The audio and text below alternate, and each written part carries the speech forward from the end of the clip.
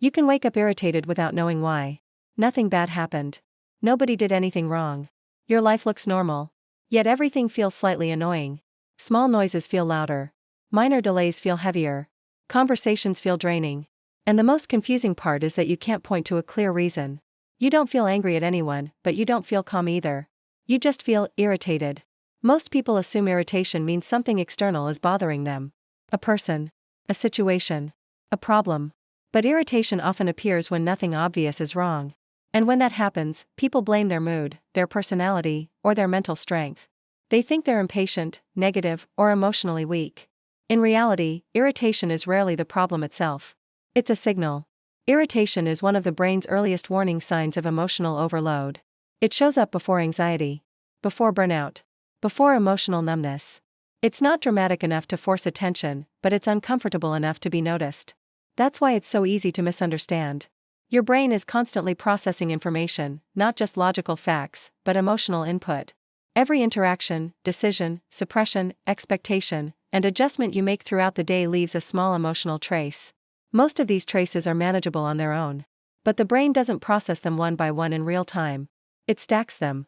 Emotional overload happens when the brain is carrying more unresolved input than it can comfortably process. Not trauma. Not crisis. Just accumulation. Tiny frustrations you brushed off.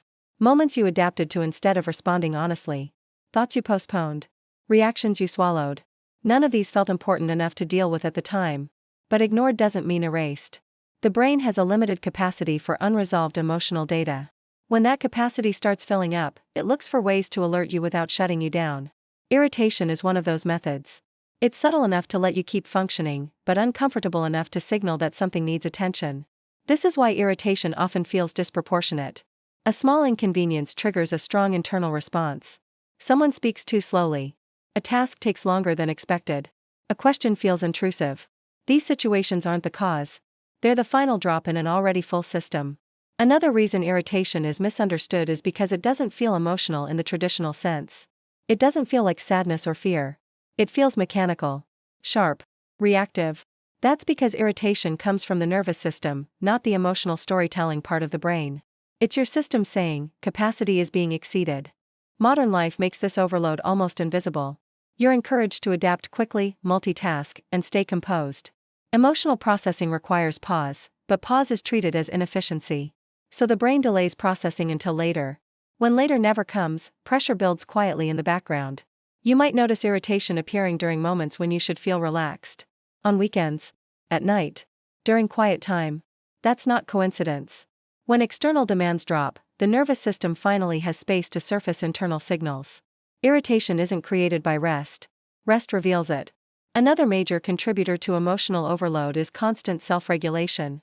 Every time you control your tone, adjust your behavior, suppress a reaction, or manage how you're perceived, you're spending emotional energy. Self-regulation is necessary for social life, but it isn't free. It creates internal friction when it's constant and unacknowledged. People who are highly responsible, self-aware, or conflict-avoidant experience this more often. Not because they're weaker, but because they regulate themselves more. Over time, that regulation accumulates as tension. Irritation becomes the outlet. This is also why irritation often lacks a clear target. You're not angry at someone specific because the overload isn't caused by one person or event. It's systemic. It's the result of many small adjustments layered on top of each other. Your brain doesn't label this as emotional overload. It labels it as discomfort. And because the label is vague, people try to fix it externally. They change environments, blame circumstances, or seek distraction. Sometimes that helps temporarily. Often it doesn't. Distraction reduces awareness, not load. The emotional data is still there, waiting. When distraction fades, irritation returns, sometimes stronger. This leads people to think the problem is getting worse, when in reality it's just being delayed. One of the most confusing aspects of irritation is that it can coexist with gratitude and success. You can be doing well in life and still feel irritated. This makes people feel guilty for having the feeling at all. That guilt adds another layer of suppression, which increases overload further. The brain doesn't measure overload by how good your life is. It measures it by internal consistency and processing capacity. A good life lived out of alignment still creates friction. A successful schedule with no emotional recovery still creates pressure. Irritation is also a sign that your internal boundaries are being crossed, even if no external boundary is violated. You may be saying yes too often, staying available when you need space, absorbing other people's emotions without releasing your own. None of this triggers immediate pain. It triggers slow accumulation. Your nervous system is not designed for constant input without release. Processing requires expression, reflection, or rest. When those are missing, irritation fills the gap. Another important point is that irritation often shows up before awareness. It's the signal that arrives before conscious insight. That's why trying to reason it away doesn't work. Logic operates too late in the process. The body has already flagged overload. This is also why irritation often disappears once you understand it. Awareness itself reduces pressure. When the brain feels acknowledged, it stops escalating the signal. You don't need to fix everything. You just need to recognize what's happening. People who ignore irritation for long periods often experience escalation. What starts as mild annoyance becomes chronic frustration, then emotional numbness, then burnout. Irritation is the early warning, not the failure. There's a difference between being irritated and being reactive. Irritation is internal.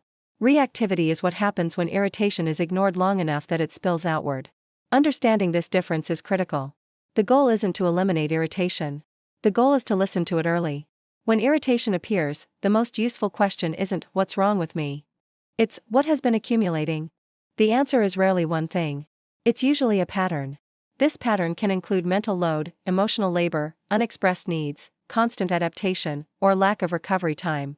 Identifying the category matters more than identifying a specific incident. Processing overload doesn't require dramatic action. Often it requires slowing down enough to let the nervous system catch up. Writing things out. Being alone without stimulation. Saying no where you've been forcing yes. Allowing yourself to feel unfinished emotions without immediately fixing them. This doesn't mean becoming less productive or less responsible. It means becoming internally honest. Emotional signals lose intensity when they're respected. People who are emotionally intelligent aren't those who never feel irritated. They're the ones who recognize irritation as information instead of failure.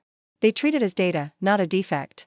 If you've been feeling irritated lately without a clear reason, it doesn't mean something is wrong with you. It means your system is full. And full systems don't need judgment. They need space. Once you start viewing irritation this way, it becomes easier to work with instead of fighting against. You stop suppressing the signal and start responding to what it's pointing at. This is how emotional overload actually feels. Not dramatic. Not obvious. Just persistent enough to get your attention. If this explanation describes something you've been experiencing without being able to name it, that's not accidental. These patterns operate quietly beneath awareness, shaping behavior long before conscious understanding catches up. Subscribe if you want to keep learning how the unconscious mind influences your emotions, reactions, and daily behavior, because once you can see these patterns clearly, they stop controlling you silently.